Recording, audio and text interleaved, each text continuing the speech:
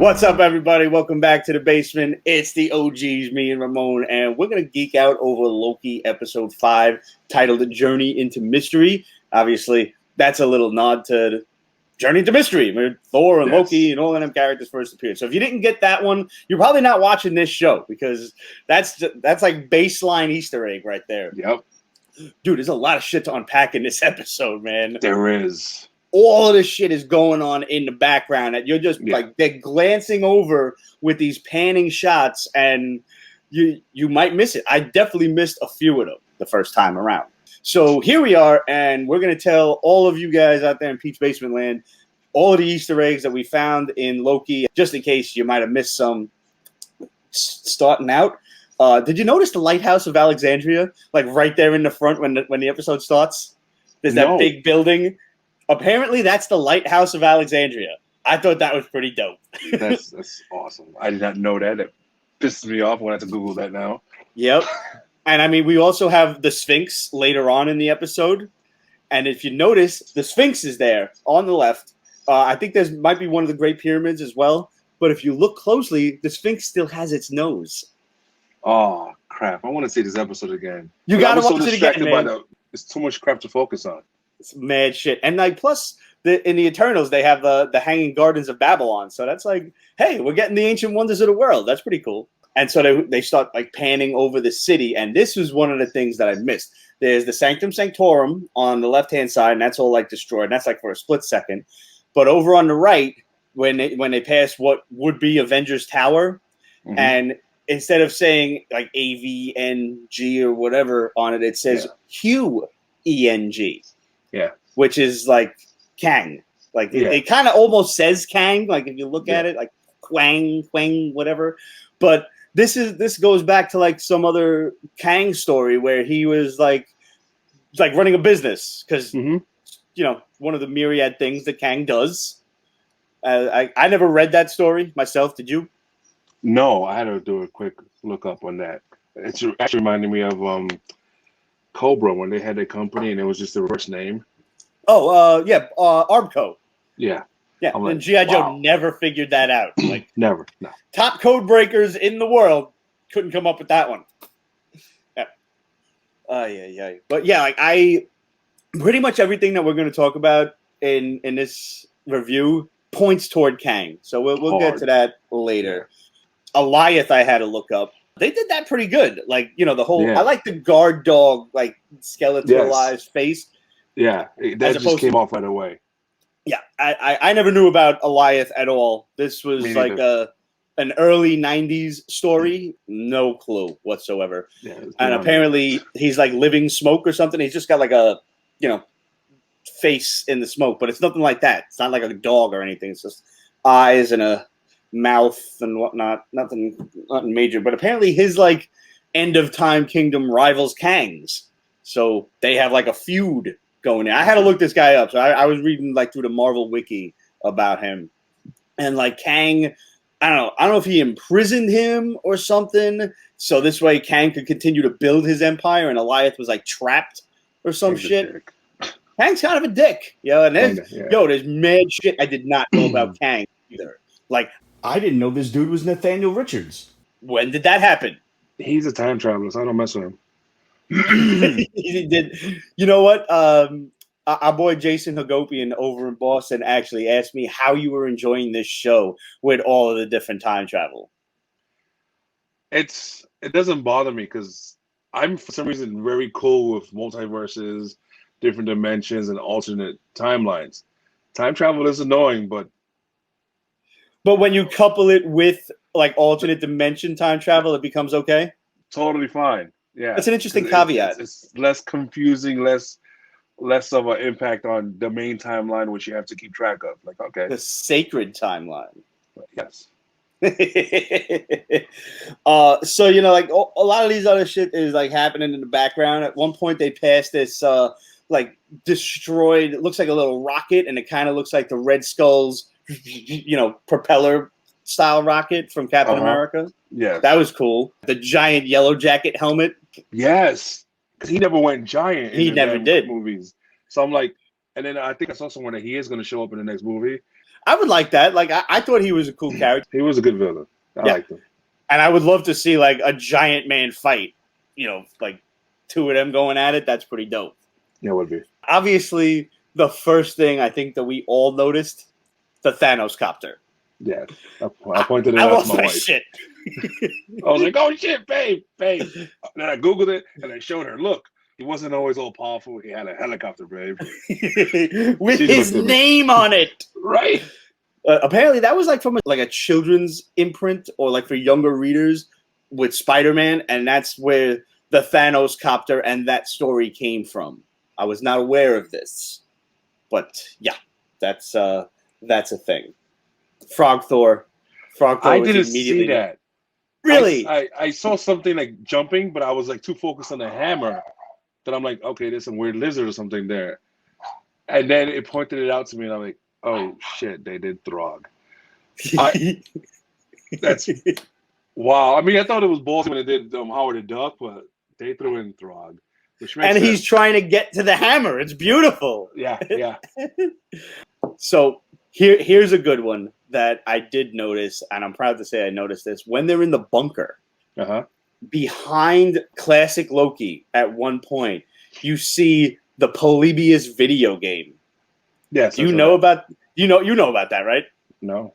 Okay, so Polybius is a mythical conspiracy theory video game that was supposedly put out during the arcade craze of the 1980s, and it was really only like on the West Coast that this story kind of originated from, like the northern West Coast. Apparently, the CIA put these arcade games in random arcades for people to play, and they whatever the game was, it would have these like lights and sounds, almost like an epileptic kind of thing, and it would cause people to have like these weird reactions to it and these weird like seizures and things, and it would record what happened to the player, as well as like what the player was doing in the game. Like all of this was being recorded, and then like there are supposed reports of dudes in black suits coming and like working on the game and then leaving, but it does it exist? Who the frig knows? Is it real? Who knows? I mean, it was the 80s, and the government does weird shit, let's not put that in the conspiracy pile. We can put Polybius in there, but the fact that the government does not give enough of a fuck about people, like we're just going to do this and see what happens. It was the 80s. Nobody gave a shit in the 80s. There were smoking sections in the fucking restaurants. Nobody cared. Nobody. People who want to discredit a lot of the conspiracy theories that I like MK Ultra, that's fake. Yeah, right. You telling me the government would give enough of a rat's ass about people, just people, to not do experiments on them with mind control or things like that? Because if the government can pull that off, they have a new toy. Of course they would. So would they want to figure out what's driving people, what's driving these 80s kids to flock to arcades and just... Of course they would. But we'll save the conspiracy theory for another episode. Yes, please. Yes. Did you notice the ecto cooler that kid Loki was drinking? Tell me you didn't want one immediately. Wow. Like, why? I mean, this is just... I understand why, but it's just like somebody geeked out hard in the script and just decided to just add all this shit in there. Yeah. Because that was just so extra. Like, what the fuck? Okay, I'm cool with it, but like, damn, that's a way, way back. You really hit the nail on the head. Like, somebody geeked out hard on this episode. Yes. And they're supposed to be bringing ecto coolers back to coincide with the new Ghostbusters film that I don't know when that's been pushed back to now. I think it was supposed to be out already, but thanks to the vid and whatever, I can't wait. I want an ecto cooler. I wanted to go to Key Food and just buy like one of them like juice boxes or something. Anything. I'm having a bit of a midlife crisis, I admit. Speaking of boxes, yeah, they're pushing rocks on a lot. I noticed that, yeah. A lot of things. They were drinking Rocks wine. A lot of things. There was the Rocks, the Costco version of Rocks, and Rock Smart, yeah. Rock Smart, that was it in the previous episode. Were you reading Vote Loki when President Loki showed up? Like, did you remember that comic? I did not. I wasn't reading it either. I remember the cover. It's like spot on. Yeah, no, it was absolutely perfect. And I laughed my ass off when Alligator Loki bit his hand off and he's like, ah! That shit was funny. Awesome. Oh, man, that was freaking funny. Alligator Loki. Did you see the Funko Pops? No. There's a Gator Loki Funko? You got to send that to me. Yeah. I might need to get that one at least. I'm trying to avoid a lot of Funko Pops because there's just eventually somebody. Oh man. Oh, I don't have enough Funkos for this, and I don't have the graphic ability to pull this off. But somebody out there in internet land definitely does, and they need to do an episode or like just a little skit of the Star Trek episode with the scribbles, whatever the frig they're called, Tribbles, Trouble with Tribbles. But instead it's Trouble with Funkos. Mm-hmm. And they multiply and there's Funkos all over the fucking place. Yeah. Yeah. That's how it's done. Obviously, I completely geeked out with the USS Eldridge. Like, I lost my shit. Yes. You know about this, right? I'm sure you did. Yes. The Philadelphia experiment. Which is, it's not the Bermuda Triangle. It's the Philadelphia experiment where they were experimenting with invisible cloaking technology. And some people will tell you, oh, this story was debunked. Fuck you and your debunked bullshit. That's what the government wants you to think. They just lost this ship for like 10 minutes, 11 minutes, whatever it was. And because it went invisible, but where did it go? But it disappeared and it reappeared and then it came back. It pulled some Event Horizon shit.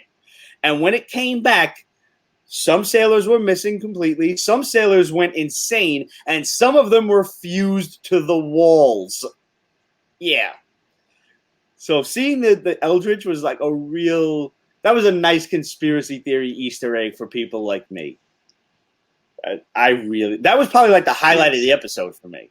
I'm not gonna lie. That I kind of really enjoyed that and lost my shit.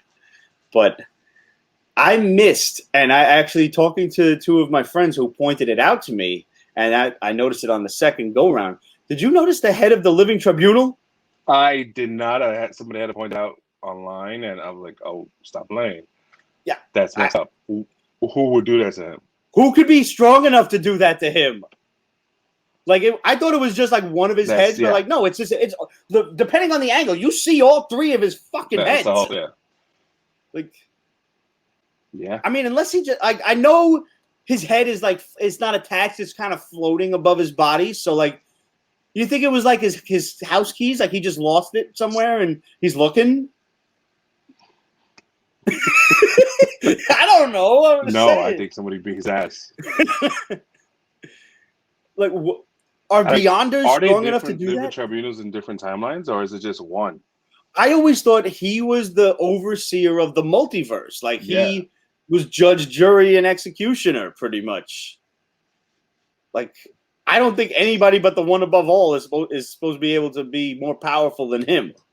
Pretty much. But then again, Thanos with the Infinity Gauntlet did in the 90s. So, but then we find out that the Infinity Gauntlet only works in its own reality. So maybe he is. Like, maybe he's one of those guys that, like, he only crawled his way to middle management, but the upper echelon just makes him think that he's upper management, you know? Jeez. Like, he thinks he's in charge of the whole multiverse, but they give him, like, 5 to manage. Like, you're a branch manager. You're assistant to the branch manager. That's all you're fucking Dwight. It's just the many heads of Dwight. That's a great analogy. Like, if you watch The Office, that's fantastic. I'm just going to say that. I'm not one to toot my own horn. I'm going to try not to hurt my shoulder by patting myself on the back there. But, you know, really, I'm proud of that one. It just come off right off the cuff. Did you notice the Dark Aster? The Dark Aster and a shield helicarrier.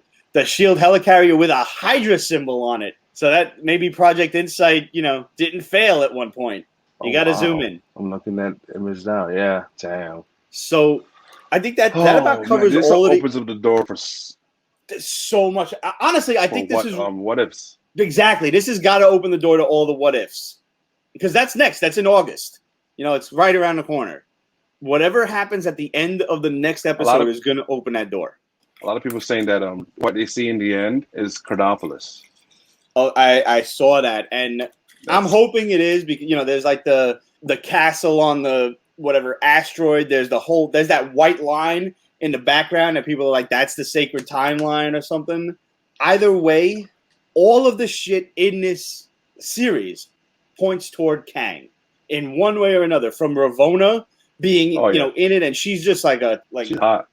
She is very hot, but we can't let that distract her from being. She's a narc. Like, she's totally drank the Kool-Aid on this, and she's all about. Oh, we have to not fight. We not only have to find out who's behind this, but we can't stop them. We have to help them. Like, when she was talking to B-15, she's like all about helping them and preserving the TVA, as opposed to everybody else wants to destroy it because it's a corrupt institution. She feels that it's like the be-all, end-all of time enforcement and shit. But like that Alioth, the whole even like the whole kingdom at the end of time, which is all about that's Kang basically. Mm-hmm. So I think one of three things is going to happen here. Either A, we're actually going to get Kang or a version of Kang, because I know that there are many. There's like the whole Council of Kangs, like the Council of Reeds, or the Council of fucking Ricks, whatever. Rick and Morty? Yeah. Yeah, I know. So like maybe we'll get a version of Kang somehow. And, that'll lead into another year and a half before Ant-Man 3. Maybe. But given the MCU's TV show propensity for disappointment, we thought we were getting Mephisto. Didn't happen. I didn't think we were getting anybody major in Falcon and Winter Soldier, but I'm sorry, the villains, it was a great series. I loved it. But the villains were lackluster, to say the least. Like Carly, she was fantastic. Great, great role, great actress, very pretty. But as a villain, it wasn't enough for me. That's, that's it. I was... There should have been something else behind that. And, whatever. That show had a lot of issues with rewrites and COVID delays and everything else. So whatever. I am hoping that Loki does not drop the ball on us here. Like, I want Kang. I want Kang or a version of him. Immortus, anybody. Mm-hmm. Or it could be He Who Remains, which is like, according to Marvel. This dude was like in 5 comics. Who gives a shit?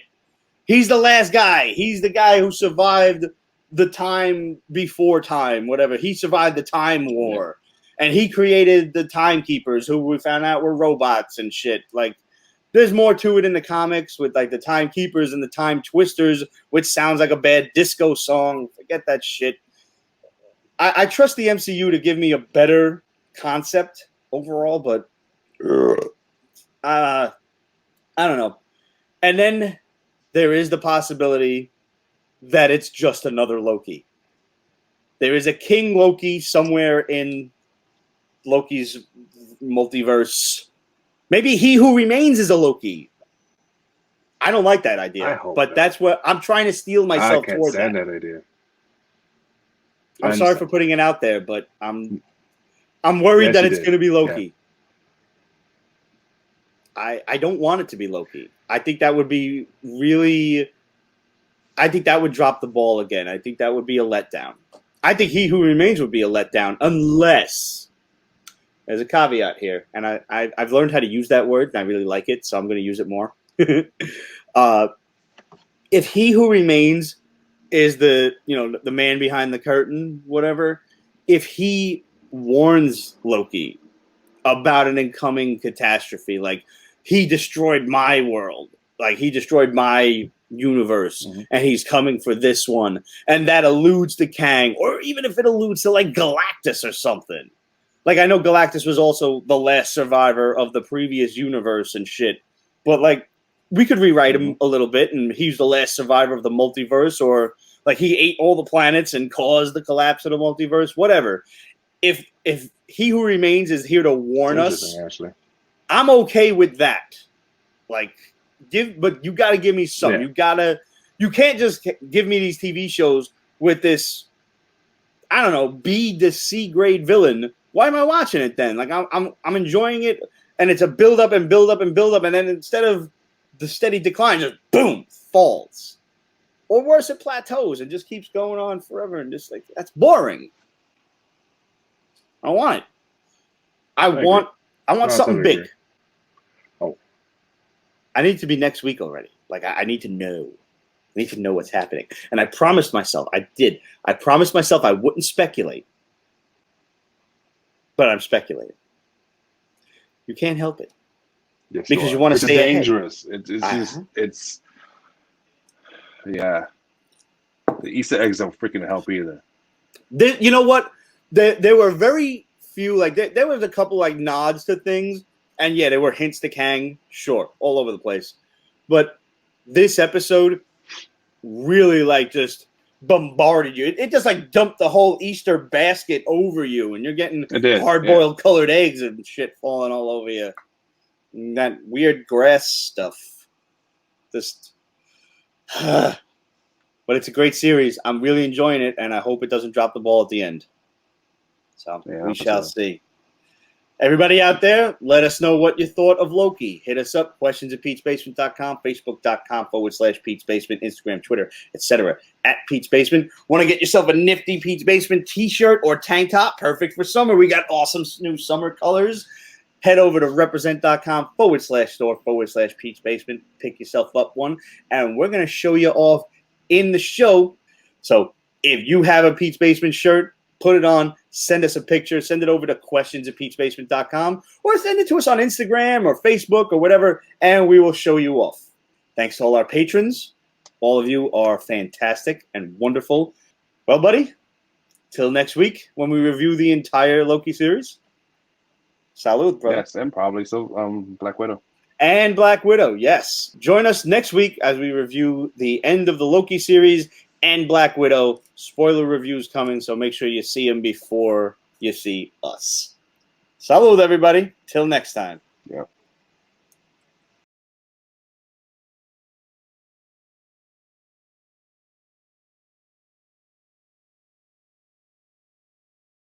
Pete's Basement is copyrighted 2021. Ripped Productions. All rights reserved, so go fuck yourself.